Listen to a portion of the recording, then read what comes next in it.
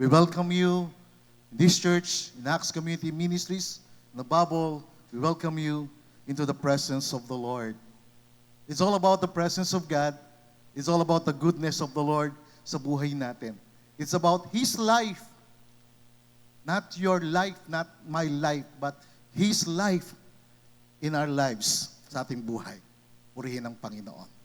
Last Sunday, we learned, natutunan natin noong nakaraang linggo, yung word na Zoe. Sabihin po natin, Zoe. Ayan, Zoe means the life of God. Zoe means the life of God. Zoe is the life of God that every believer receives through the Lord Jesus Christ.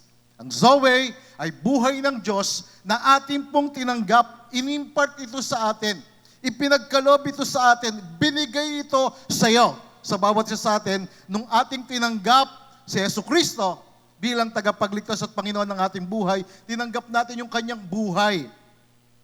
So ngayong umaga, tayo po ay lalalim ng konti tungkol po sa paksang ito.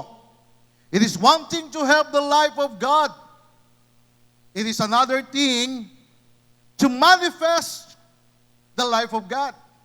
Isang bagay na meron tayo ng buhay ng Diyos. Nasa atin ang buhay ng Diyos sa pamagitan ng ating Panginoong Jesucristo na naghahari sa atin. It is another thing na i-manifest natin siya. Ihayag natin siya. Ipakita natin siya na makita si Kristo sa atin. Amen? Na mahayag siya sa ating buhay. Na makita na ikaw ay kay Kristo. Na ang buhay ng Diyos ay nasa iyo. So ngayong umaga, ako po ay mangungusap sa paksang manifesting the life of God in you. Ihayag mo, ihayag natin, ipakita mo ang buhay ng Diyos na nasa sa iyo. Alam nyo, maraming mga tao, maraming mga naniniwala sa Diyos, sumasampalataya sa Diyos, na meron silang buhay ng Diyos. Lalo na po yung mga sumampalataya kay Kristo. They have the life of God. But still, they live a defeated life. Ang iba sa kanila ay patuloy na namumuhay na talunan, bigo, at nawawalan ng pag-asa. Ngayong umaga, tayo po ay tuturuan ng banal na Espiritu on how to manifest and release the life of God within us. Na ito'y magbibigay ng pagbabago sa ating buhay, magbibigay ng pagbabago sa iyo. Na maranasan mo ngayong umaga na tawag na impartation of life, that the life of God will truly manifest in your life.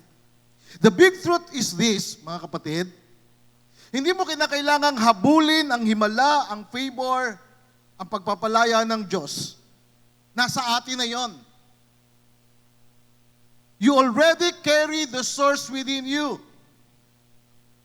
If Jesus Christ is in your heart, if He is in your life, then the life of Christ is within you. Ang buhay ni Kristo ay nasa iyo.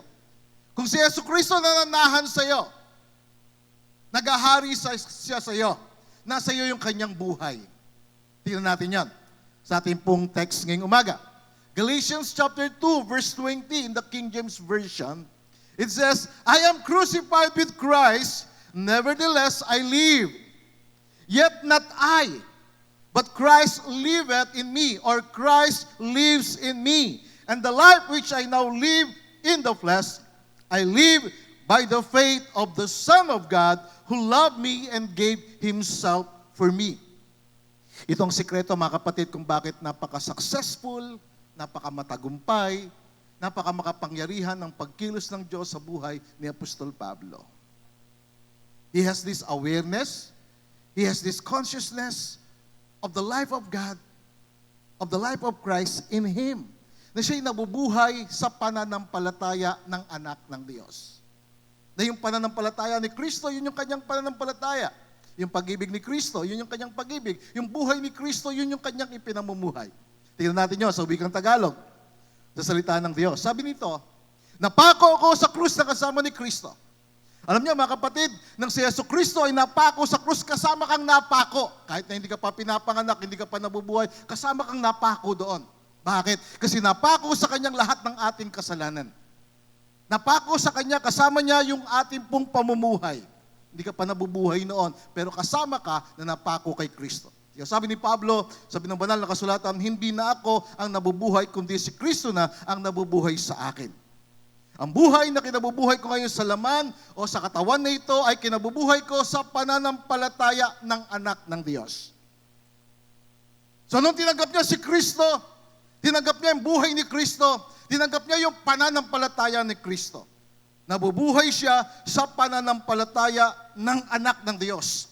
Marami po sa atin, ano tayo sa tinatawag na elementary way of serving the Lord, na nabubuhay tayo sa pananampalataya kay Kristo.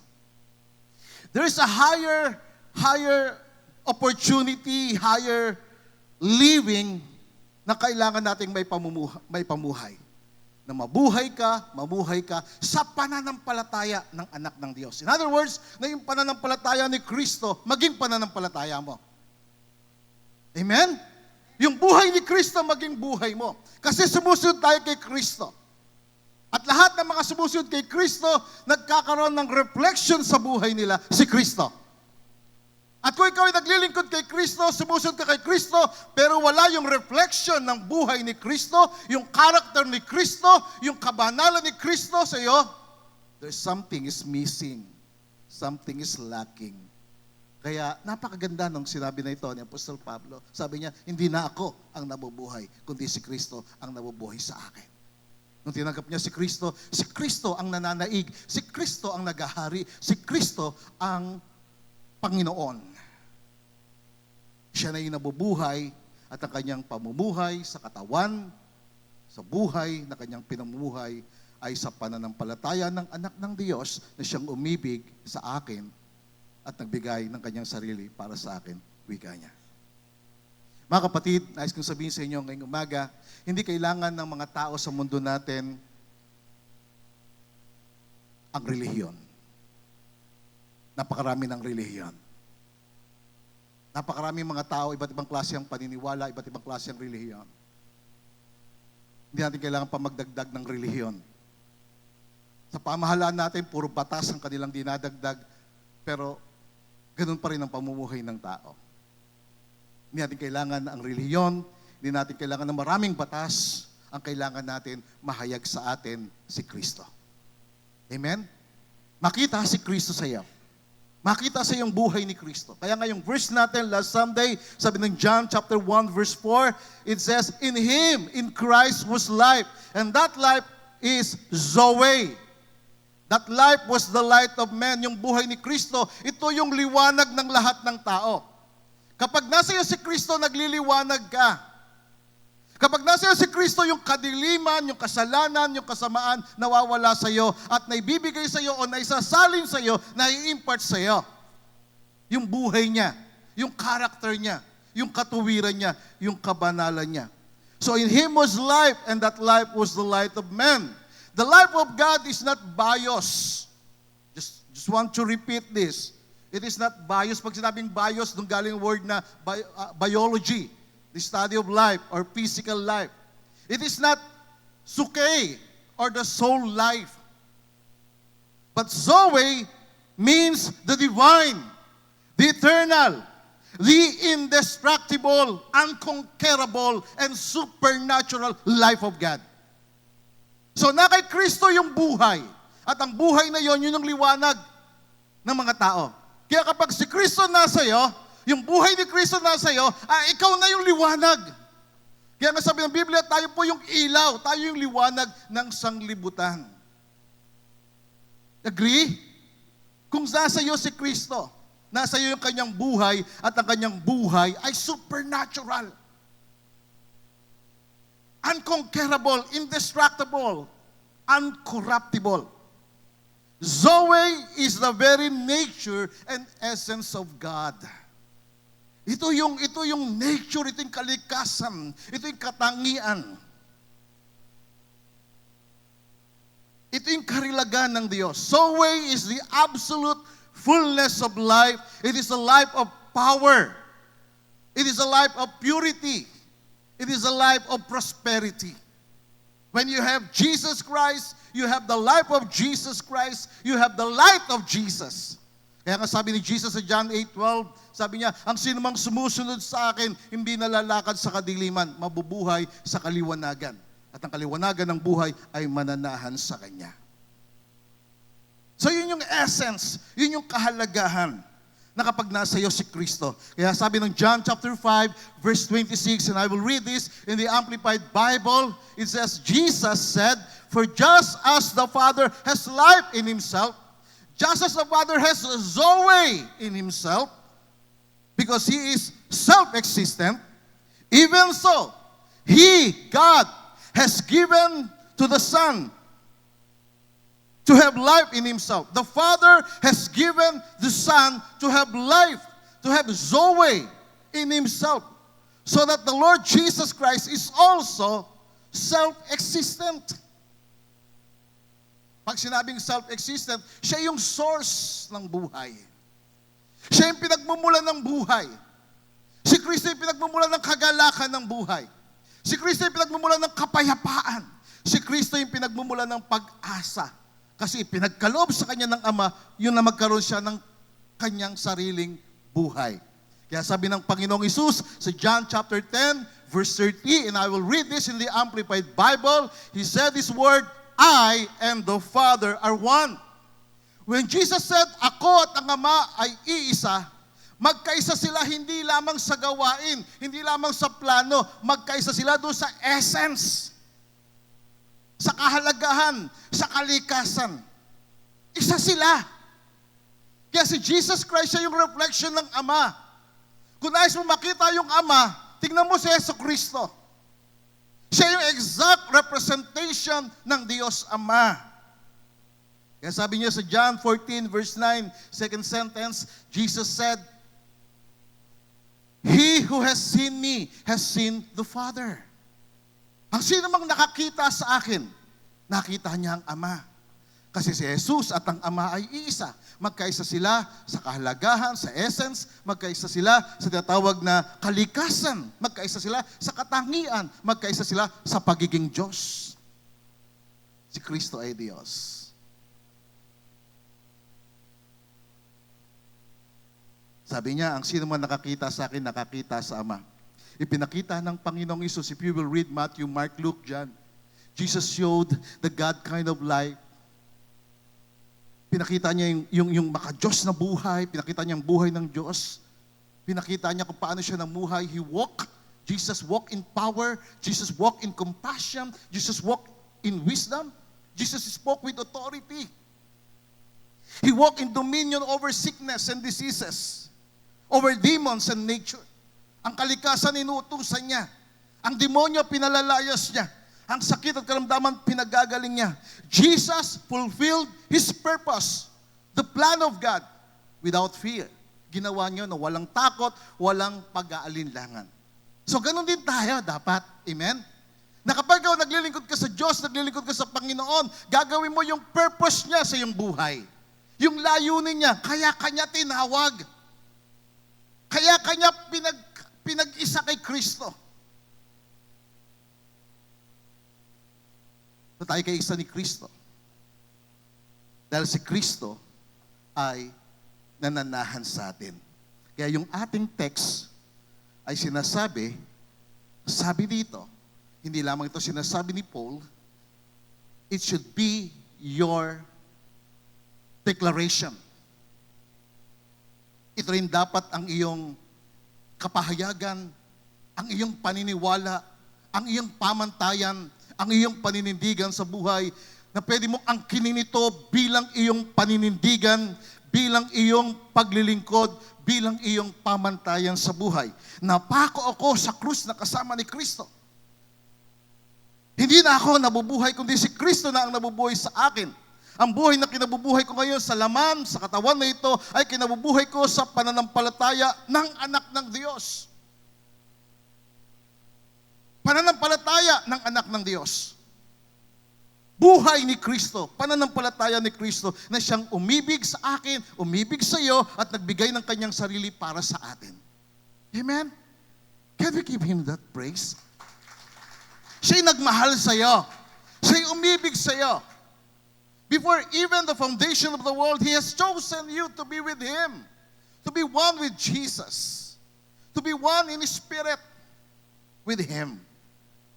Kaya sabi ng 1 John 4:17 sa wikang Tagalog, sa ganitong paraan nagiging ganap ang pag-ibig sa atin. Nagkakaroon ng kaganapan yung pag-ibig ng Diyos sa iyo. Nagkakaroon ng kaganapan yung pagmamahal ng Diyos sa iyo, yung pagpili ng Diyos sa iyo, yung pagtawag ng Diyos sa iyo. Kaya meron tayong tinatawag na kapanatagan pagdating ng araw ng paghuhukom. Meron kang kapanatagan dahil ang pamumuhay natin dito sa mundo ay tulad kay Kristo. Amen? Dahil tayo sumusunod kay Kristo. Dahil ang buhay ni Kristo ay nasa iyo. Ang katangian ni Kristo nasa iyo. Ang kagalingan ni Kristo ay nasa iyo. Ang karunungan ni Kristo. Ang kabanalan ni Kristo. Ang buhay ni Kristo. Kaya merong kapanatagan.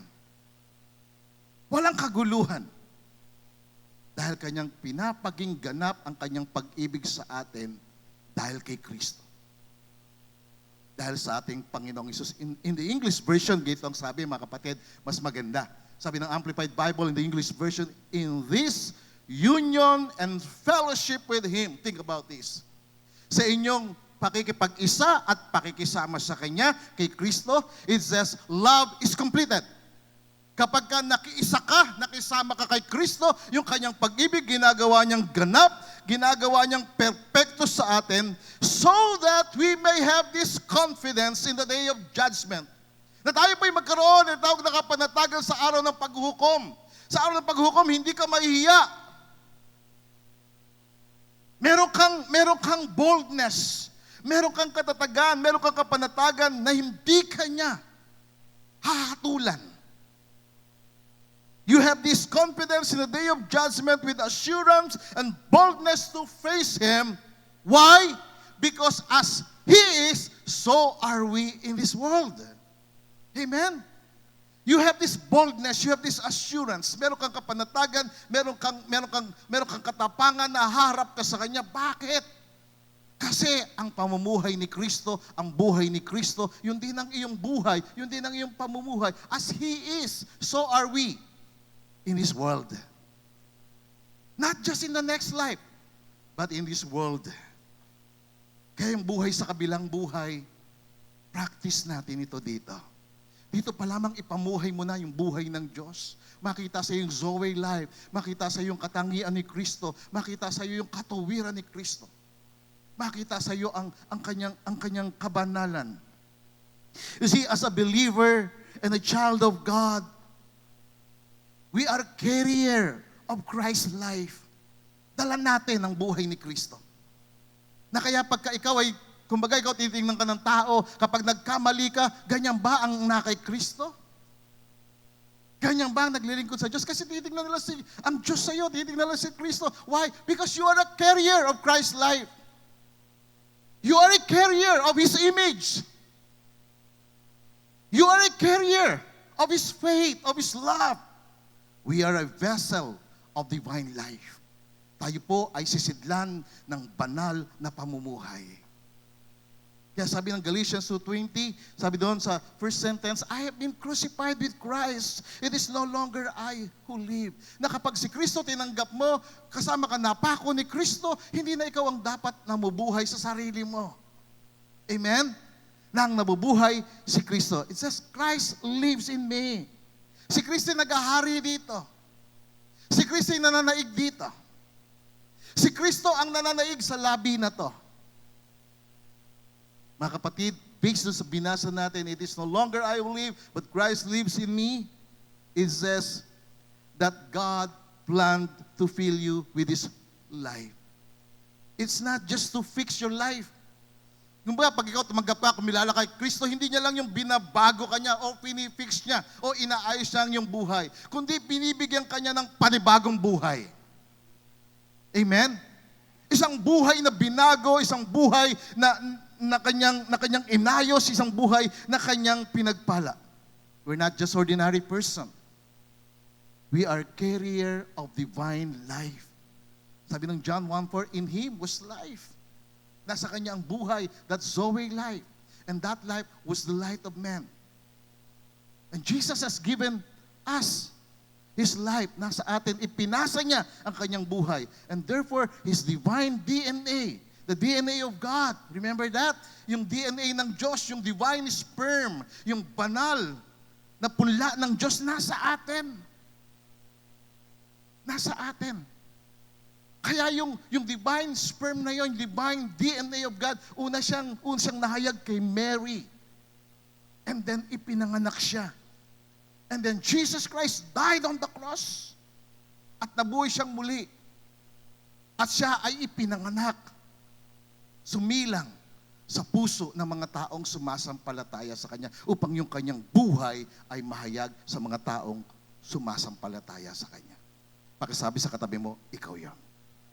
If you believe, amen? If you believe, you will manifest His life. Can we declare this? Sabihin lang natin, I carry the incorruptible, indestructible, supernatural life of God. Amen? Remember John 5:21 na kung paano ang Diyos Ama bumuhay ng mga patay at nagbigay ng buhay, ganoon din ang anak nagbibigay ng buhay sa kung kanino man o sino man ang kanyang nais pagkalooban ng buhay. At salamat sa Panginoon, isa ka, isa ako, isa tayo sa pinili niya upang bigyan at pasahan ng kanyang buhay. Upang manaig ang kanyang buhay. Now, tingnan po natin itong mga tanda. Ano po yung mga tanda na nagmamanifest sa iyo yung buhay ng Diyos? Ano po yung mga palatandaan na nahayag sa iyo yung buhay ng Diyos? Na ikaw nga ay na kay Kristo. Na si Kristo nga ay nasa iyo. Una po, you have a supernatural peace despite the circumstances. Why I say supernatural? Kasi po, hindi ordinaryo, hindi natural na magkaroon ka ng kapayapaan sa kabila ng kaguluhan sa kapaligiran. Are you with me? That is supernatural. Isa ito sa mga palatandaan na nasa iyo, nagmamanifest sa iyo, si Kristo, yung buhay niya. Sabi ng Pilipos, Kabanatang 4, talatang 7, ang sabi rito sa Magandang Balita Biblia, ang kapayapaan ng Diyos na hindi kayang maunawaan ng tao, ang siyang mag-iingat sa inyong puso at pag-iisip dahil sa inyong pakikipag-isa kay Kristo. Amen? This is supernatural, hindi maunawaan, hindi malirip, hindi maintindihan. Ang mga tao sa mundo po natin, bumibili ng masarap na masarap na pagkain para maging mapayapa. Bumibili ng magandang higaan para makatulog ng mahimbing at magkaroon ng mapanatag na pagtulog. Pumupunta sa kung saan lugar para maging payapa. That is just ordinary. That is just natural for them to be relaxed. But in reality, hindi sila totally, completely relaxed or at peace without the peace of God. Kung wala ang kapayapaan ng Diyos. Kaya isang palatandaan na nasa iyo si Kristo, nagmamanifest sa iyo, nahayag sa iyo ang buhay ni Kristo kapag ikaw ay payapa. Kapayapaan na hindi maintindihan, kapayapaan na hindi maunawaan ng tao ang siyang mag-iingat sa inyong puso at pag-isip dahil sa inyong pakikipag-isa kay Kristo. Kasi pag nakipag-isa ka kay Kristo, isa na kayo. Yung isip ni Kristo, yun ang isip mo. Yung pananalita ni Kristo, yun ang maging pananalita mo. Yung buhay niya, yun ang makikita sa iyo. In the English version, it says, the peace of God, that peace which assures the heart, that peace which transcends all understanding, that peace which stands guard over your hearts and your minds in Christ Jesus is yours. Take note of the word peace. 3 times na binanggit sa Amplified Bible. That is the peace that comes from the Father, peace that comes from the Lord Jesus Christ, peace that comes from the Holy Spirit. That is supernatural. Hindi siya natural. Amen? Hindi siya natural. Supernatural. Pangalawa, na magmamanifest, na makikita, mahayag, you have a supernatural victory. Hindi normal, hindi ordinaryo na pagtatagumpay laban sa kasalanan at kamatayan. Ito yung manifestation, ito yung kapahayagan na nasa iyo si Kristo, nasa iyo ang kanyang buhay. Unang Korinto, kabanatang 15, talatang 55, sabi rito, nasaan na kamatayan ng iyong tagumpay? Nasaan na kamatayan ng iyong kamandag? Ang kamandag ng kamatayan ay ang kasalanan. At ang kapangyarihan ng kasalanan ay nagbumula sa kautusan. Subalit, salamat sa Diyos. Amen? Salamat sa Diyos. Can we give Him that praise? Salamat sa Diyos, pinagtatagumpay niya tayo sa pamagitan ng ating Panginoong Hesukristo.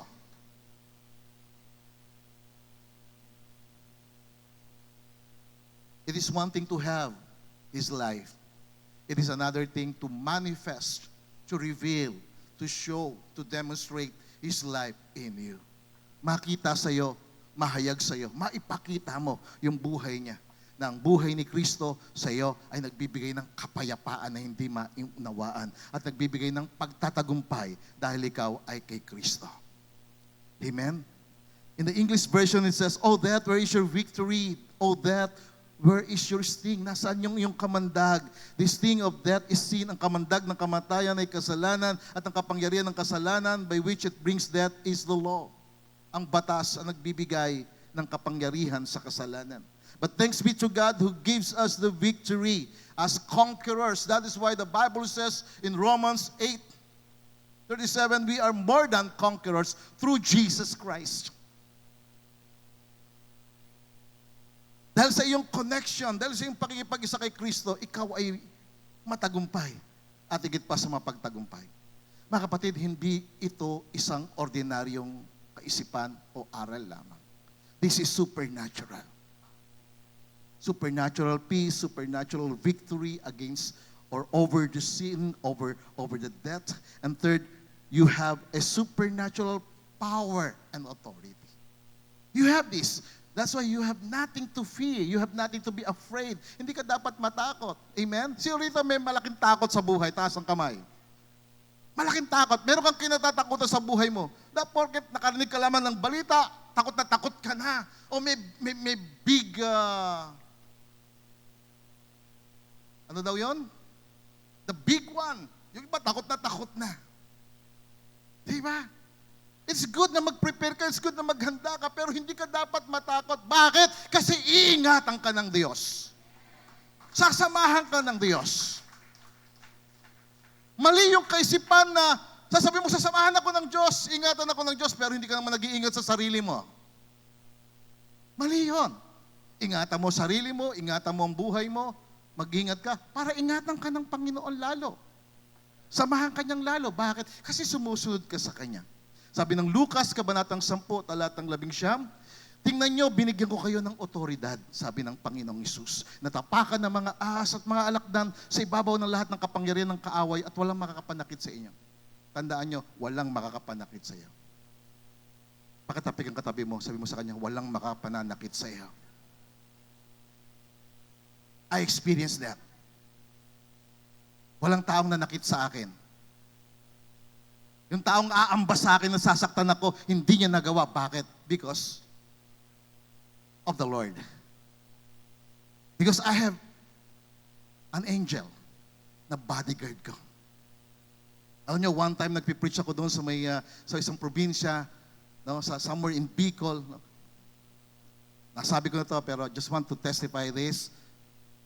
Nung kinunan ako ng picture, sa likuran ko merong isang anghel na napakalaki. Protected. Why? Because of Jesus Christ in my life. Sabi niya, binigyan ko kayo ng authority. Walang makapananakit sa inyo. In the English version, sabi rito, listen carefully. Jesus said, I have given you authority that you now possess. When Jesus said, I have given you, it's already in us. We possess it. We have this. At nasa ito para i-release or i-manifest sa iyong buhay. You now possess to tread on serpents and scorpions and the ability to exercise authority over all the power of the enemy. Kaya wala kang dapat nakatakutan. Amen? Wala kang dapat pangambahan. Hindi ka dapat mabalisa sa anumang bagay na ginagawa ng kaaway. Why? Because nothing will in any way harm you. Walang sino man ang makapananakit sa inyo. Mas maganda yan sa 1 John chapter 4, verse 4. Sabi rito, ngunit mga anak ko, kayo sa Diyos at napagtagumpayan na ninyo ang mga huwad at sinungaling na propeta dahil ang Espiritong nasa inyo ay higit na makapangyarihan kaysa kay Satanas. Take note of this. In the English version, sabi niya, no, greater is He who lives in you. He is mightier than he who is in the world. Do you believe that? Naniniwala po ba kayo doon? Na mas makapangyarihan yung nasa iyo. Sino yung nasa iyo? Si Jesus Christ. Yung life ni Jesus Christ. Sino yung nasa iyo? Ang buhay ng Diyos. That's why I always said, I always declare, I have the life of God in me. I have the fullness of Christ in me. Remember John 1:16? You have the fullness of Christ, and of His fullness we have all received. From grace to grace. Remember Romans 8, verse 11? We have the resurrection power of the Holy Spirit that quickens our mortal body. Kaya it says in 1 John chapter 4, verse 4, you are of God. Sa Diyos ka. Amen? You belong to God. You belong to Him and have already defeated and overcome them, the agents of the Antichrist, the agents of evil. Why? Because He who lives in you. Siya na nananahan sa iyo. He who lives in you is greater or mightier than he who is in the world. Ganda ng Galatians 2:20. I have been crucified with Christ. I no longer live. Christ lives in me.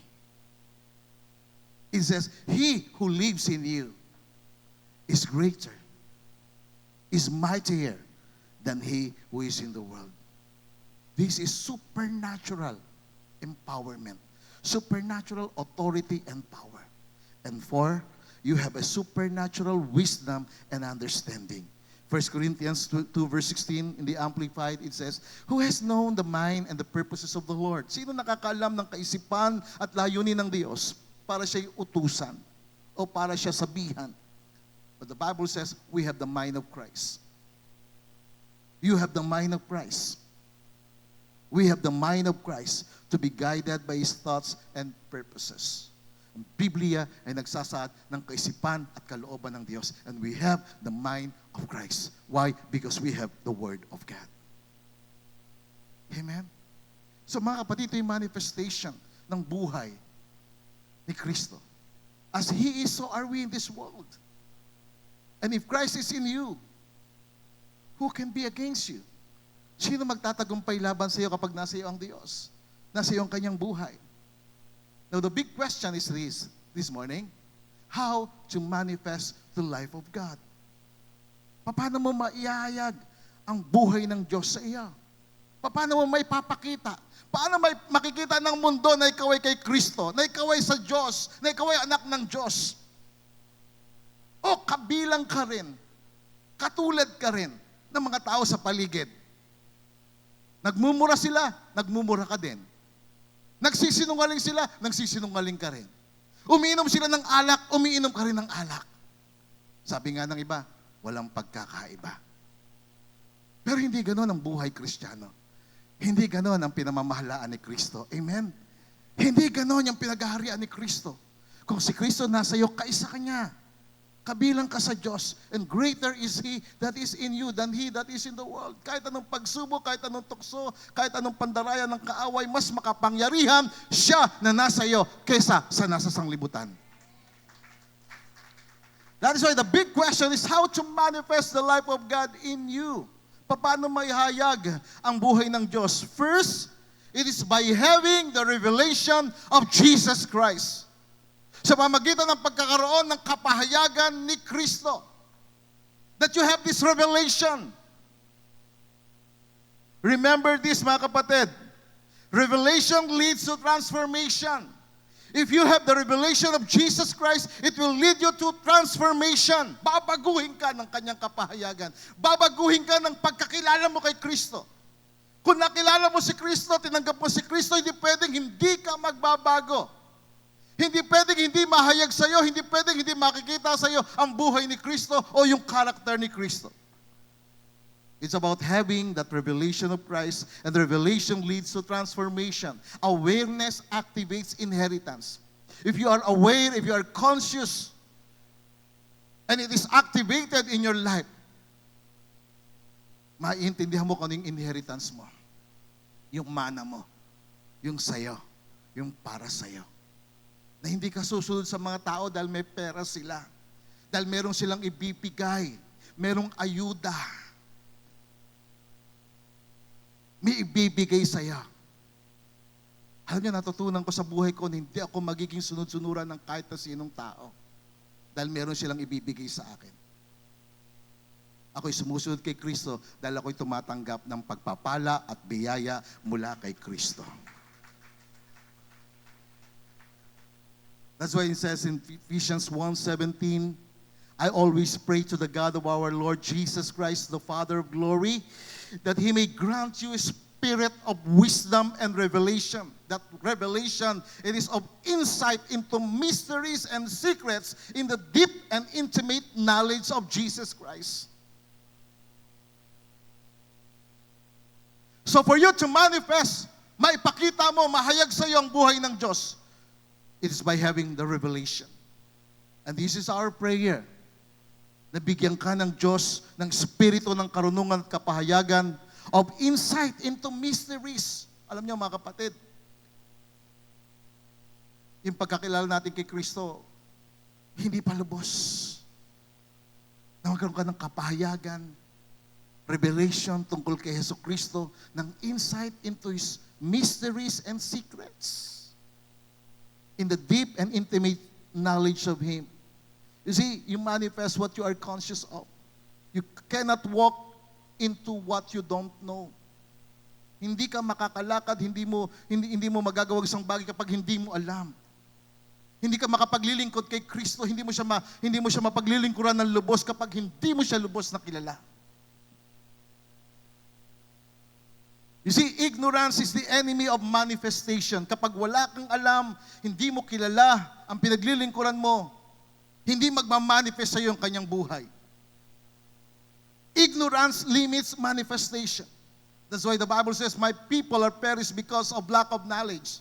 In other words, because of ignorance. You see, when you become conscious of the divine life in you, kapag you are conscious, you are focused, you are aware of His divine life in you, hindi ka magmamakaawa sa Diyos. Hindi ka mamamalimos sa Diyos, Panginoon, tulungan mo ako. No, hindi. Why? Because you have that awareness of who your God is, of who your Father is. Remember the prodigal son? Inubos niya yung kanyang inheritance, yung kanyang mana. Ito yung pagsasalarawan ng kung sino yung Diyos. Nung siya'y nagutom na halos kainin niya na yung pagkain ng baboy. Then, he came to himself. Nagkaroon siya ng realization. Nagkaroon siya ng consciousness. Sabi niya sa kanyang sarili, sa bahay ng aking ama, ang daming pagkain doon. Sabi niya, babalik ako sa aking ama. Kaya nung bumalik siya sa kanyang ama, nayakap siya ng kanyang tatay. Nakita siya, sabi, Ama, nagkasala ako sa langit, nagkasala ako sa iyo. Hindi inintindi ng tatay niya, kundi niyakap siya, binihisan siya, at nag-celebrate sila. Bakit? Kasi sa presence ng kanyang tatay, naroroon ang kasaganaan. Nais ko sabihin, sa presensya ng Diyos, naroroon ang kasaganaan ng buhay. It's about having revelation. Sabi ng tatay sa kanya, doon sa panganay, na nagre-reklamo, sabi sa kanya, Luke 15 verse 31, my son, everything I have is yours. Think about that. Lahat ng nasa kanyang tatay, pag-aari niya. Tayo po, lahat ng nasa Diyos, para sa atin. Just reveal, just reflect, just manifest the life of God. Can we declare this? Sabay-sabay natin basahin. Say this. I know what I carry. I have the life of God in me. I have the fullness of Christ in me. I have the resurrection power of the Holy Spirit in me. So bakit natin ito sinasabi, mga kapatid? Dahil pinaniniwalaan natin. Anong bagay na pinaniniwalaan mo, sabihin mo. You shall decree, you shall declare a thing, and it shall be established in your life. Mahayag ito sa iyo. So by having that revelation of who you are in Christ. Having that revelation of Christ. So how to manifest the life of God in you? First, by having the revelation of Christ. And second, by being intimate with the Holy Spirit. Na maging close kayo ng Holy Spirit. Maging intimate kayo ng Holy Spirit. Bakit? Because the Holy Spirit is the activator of divine life. Ang banal na Espiritu, siya nag-a-activate ng banal na buhay ng Diyos. Siya yung nagbibigay ng empowerment, siya yung nagbibigay ng buhay. Ang Holy Spirit. He is the life giver. He is the giver of life. The more intimate you are with the Holy Spirit, the more of His life flows effortlessly. Yung kanyang buhay magmamanifest sa'yo. Tandaan natin ito, mga kapatid, no intimacy or no closeness with the Holy Spirit, no overflowing of His life. Ang Holy Spirit ang nagpapaganda ng buhay. Ang Holy Spirit ang nagre-refresh ng buhay. Ang Holy Spirit ang nagre-revive ng buhay. Ang Holy Spirit ang nagre-awaken ng ating buhay. Siya ang nagbibigay ng buhay. No intimacy, no closeness with the Holy Spirit.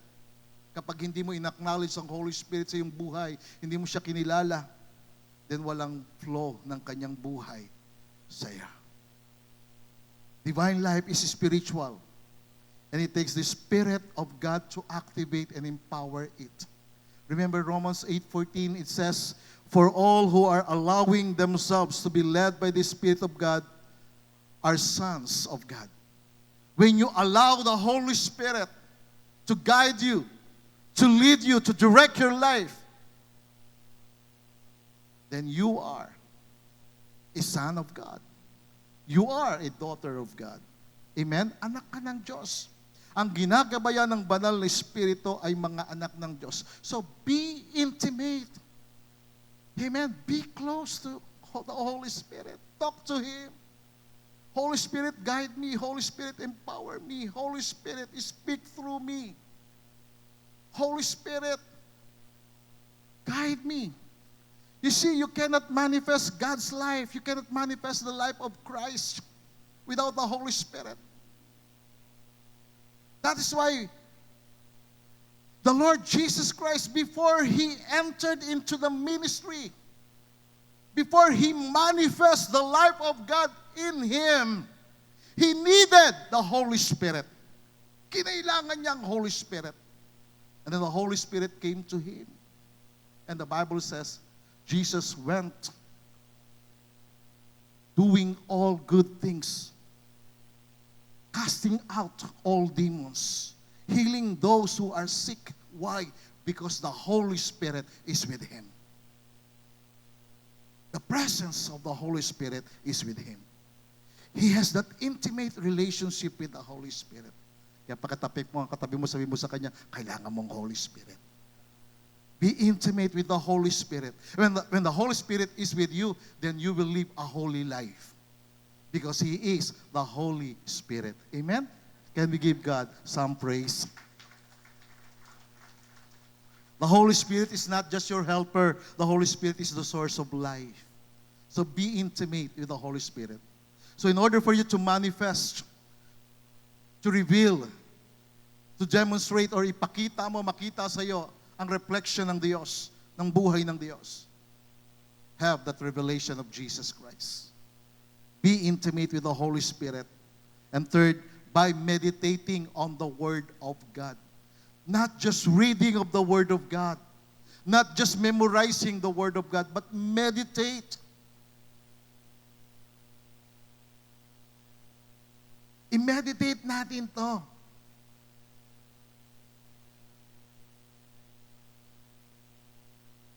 Alam niyo po yung mga nag-yoga, nagme-meditate sila, pero they are empty.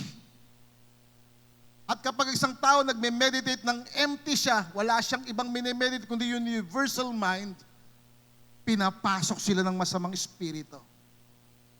But for us believers, for us Christians, for us sons and daughters of God, we're here to meditate on the Word of God.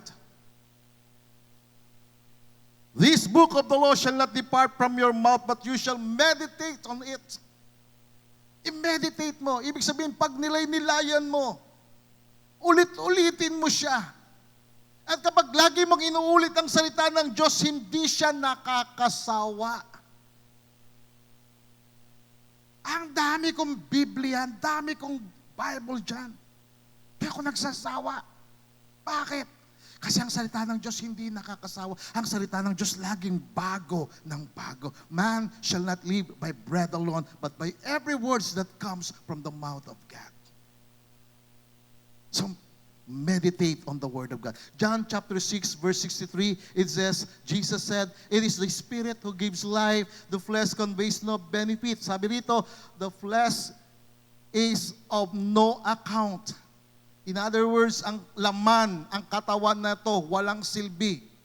Walang pakinabang kung wala rito ang Espiritu ng Diyos. Kung wala rito ang salita ng Diyos. Walang silbi ang tao pag wala sa kanyang salita ng Diyos. Walang pakinabang ang buhay ng isang tao kapag wala sa kanya ang salita ng Diyos. It is the Spirit who gives life. The words I have spoken to you, Jesus said, are spirit and life, providing eternal life. Jesus said, yung mga sinasabi ko sa inyo, ito ay espiritu at buhay at nagbibigay ng buhay na walang hanggan. Sa wikang Tagalog, ang sabi rito, ang banal na espiritu ang nagbibigay buhay. Hindi ito magagawa ng tao. Walang pakinabang ang tao kapag wala sa kanyang espiritu ng Diyos. Walang pakinabang, walang silbi ang tao pag wala sa kanyang salita ng Diyos. Diba makakita ka ng mga tao, tambay sila. Hindi sumasampalataya sa Diyos. Tingnan mo yung buhay nila. Daan-daanan lang sila ng tao. Hindi sila pinapansin ng tao. Bakit? Kasi wala sa kanilang Diyos. Wala sa kanilang buhay ng Diyos. Wala sa kanilang espiritu ng Diyos. Wala sa kanilang salita ng Diyos. Kaya ako po, pag ako'y nag-pray, lagi akong umiiyak. Umiiyak ako para sa mga mahal ko sa buhay. Umiiyak ako para sa mga kamag-anakan ko na wala sa kanila ang pananampalataya sa Diyos. Wala sa kanilang salita ng Diyos. Umiiyak ako sa kanila. Pag nakakita ako ng mga taong mayayaman, ako'y nahabag sa kanila. Hindi ako naiinggit sa mga taong may pera, may magandang kotse, may magandang bahay. Hindi ako naiinggit sa kanila. Inaalam ko anong buhay meron sila. Nasa kanila ba si Kristo? Kung nasa kanila si Kristo, praise the Lord for that. Kung wala sa kanila si Kristo, wala sa kanila salita ni Kristo, wala sa kanilang Espiritu ng Diyos, yun yung pinaka malungkot na buhay ng tao. Sabi ni Jesus, ang salitang sinasabi ko sa inyo ay mula sa Espiritu at nakakapagbigay ng buhay. Salita ng Diyos ang bibigay ng buhay. We need to meditate the Word of God. The Word is the container of life. Ang Biblia, ang salita ng Diyos, ito ay vessel, container ng buhay. When we are full of the Word of God, it will overflow sa buhay natin. No, pag puno ka ng salita ng Diyos, nag-meditate ka ng salita ng Diyos, kusang lalabas sa bibig mo yan. The Word of God is the carrier of life. Kasi pagka binibigkas mo, dinideclare mo ang salita ng Diyos, nagre-release ka ng buhay. Nagre-release ka ng kapangyarihan upang mabuhay. Kaya nga yung espiritu natin, yung buhay natin, yung kaisipan natin, dapat kumakain ng salita ng Diyos. Para yung buhay ng Diyos sa atin ay patuloy na lumakas, lumago. Tandaan natin kung ano pinakakain mo sa sarili mo. Nakadepende doon ang iyong paglago. Pag ang pinakakain mo sa iyong sa espiritu ay puro panonood ng mga teleserye o pakikinig sa buhay ng ibang tao, yung spiritual life mo, yung buhay ng Diyos sa iyo, bumababa. Pero pagka pinakikinggan mo salita ng Diyos, minimeditate mo ang salita ng Diyos, you have the revelation of Jesus Christ. You are so intimate with the Holy Spirit and you keep on meditating on the Word of God. Then you will grow up. You will mature. Kasi ninonurse nito, pinalalago nito ang iyong spiritual life. So, I challenge you this morning to have a daily meditation of the Word of God. Commit yourself to feeding on the Word of God. Not just on Sunday, but every day. Have this commitment to feed yourself with the Word of God. Keep on reading and meditating the Word of God. Not just reading, but meditating and declaring and doing it in your life. Panghawakan mo yung mga pangako dito. May sakit ka, may karamdaman ka, panghawakan mo siya, sabi na ikaw ay pinagaling na. May kalungkutan ka, panghawakan mo siya, sabi ng Panginoong Hesus, na siya nagbibigay ng kagalakan, in His presence, His fullness of joy. Panghawakan mo yung kanyang mga pangako. Nangangailangan ka ba? Nagkukulang ka ba? Panghawakan mo siya, sabi sa Philippians 4:19, My God, He said, shall supply all your needs according to His riches in glory with Christ Jesus. Ang Diyos ang pupuno sa inyong mga kakulangan. Keep on meditating the word of the Lord. And last, for you to manifest, to live out the life of God, the life of Christ in you. Because Christ lives in us. And we should live according to the faith of Jesus Christ. It's by living in holiness. Pakitapik ang katabi mo, sabi mo sa kanya, mabuhay tayo. Mamuhay tayo sa kabanalan. Amen? Mamuhay tayo sa kabanalan. Mamuhay tayong malinis ang isipan. Mamuhay tayong malinis ang pananalita. Mamuhay tayo na malinis ang ating pusong, ating kalooban. Mga kapatid, holiness is not just positional, it is spiritual in nature and practical in application. Pwedeng may makasama ka sa trabaho na hindi sila, na mandaraya sila, sinungaling sila, huwag kang tumulad sa kanila. May kasama ka nagtitinda rin, madaya yung timbangan, huwag kang tumulad sa kanya, pakita mo na ikaw ay totoo. Amen? Be holy, the Lord said, for I am holy. When you are intimate into the Holy Spirit, you will live in holiness. Romans chapter 6 verse 22, it says, But now that you have been set free from sin, pinalaya kayo mula sa mga kasalanan, at kayo ngayon ay alipin ng Diyos. You have become slaves, you have become slaves, servant of God. I'm a slave of Jesus Christ. In other words, I am a servant of Jesus Christ. I'm a child of God. I am a son of God. And I belong to God. And because of that, I've been forgiven, set free from sin, and servant of God, and the benefit you reap leads to holiness.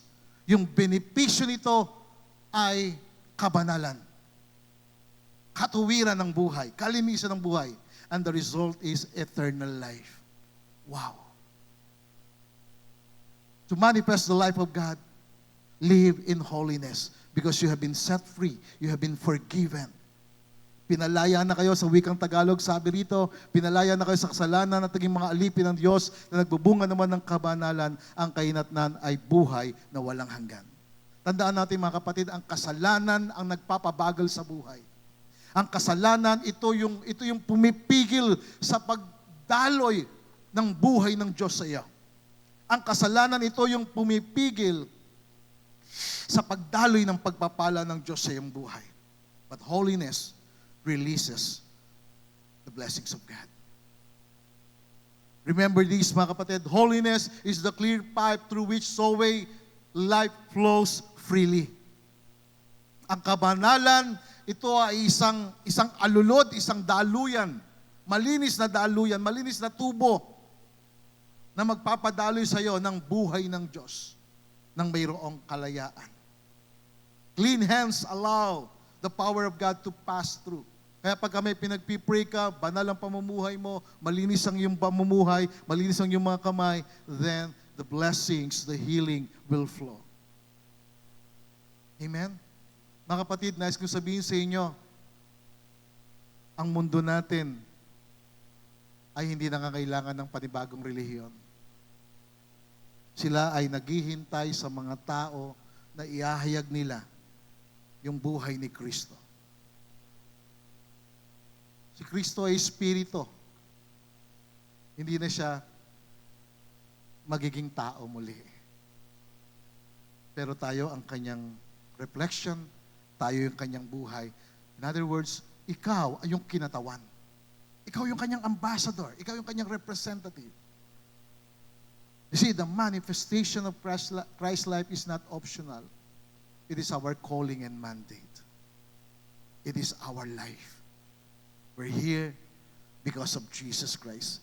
He has called us, tinawag Kanya, upang ipamuhay yung Kanyang buhay. Upang si Kristo ay makita sa iyo. Na ma-activate sa iyo ang buhay ni Kristo. Maipakita mo ang buhay ni Kristo sa iyong pamilya, sa iyong negosyo, sa iyong trabaho, sa iyong ministry, sa ating lugar, saan ka man naroroon. Let the world see Jesus Christ in your life. Let His life be reflected into your life. Amen?